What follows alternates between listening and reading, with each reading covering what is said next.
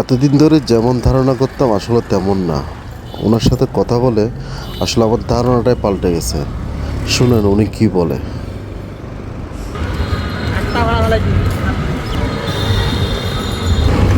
আপনাদের জমা কত এখন এগুলা রিক্সা এগুলা 100? এগুলা আপনি এগুলা কি কম দামের জন্য নেন নাকি? এখন তো সবাই অটো নেয়। আচ্ছা, এটা নিজের রিক্সা। এগুলো এখন মানুষ তো উঠতে চায় না মনে হয়, না ওঠে? ওগুলোতে বেশি উঠতে চায় দেখি, সবাই স্পিডে যাইতে চায়।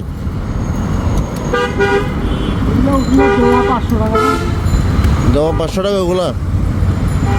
ওগুলোতে আবার 500 টাকা দিলেও তো বেশি টাকা মনে হয় ওগুলাতে, ওই অটোগুলোতে টেসলা। আমাদের সময়টা কম দিতে হয় না, ভোরবেলা উঠে রাত 10টা পর্যন্ত গাড়ি যাওয়া। আচ্ছা, ওদের মোটামুটি যুদ্ধের মধ্যে নামতে হয় না, এজন্য গাড়ি উল্টাপাল্টা চালায়। আর আপনারা তো রিল্যাক্সে চালান না, আপনাদের একটু কষ্ট হয় আর কি। মেন রোডে তো এগুলো উঠে না।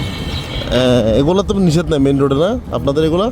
না, তাহলে মূলত ওগুলো যুদ্ধ করে যা কামায় আর আপনারা রিল্যাক্সে তা কামান সেম। হ্যাঁ, বেশি ইনকাম হয় না?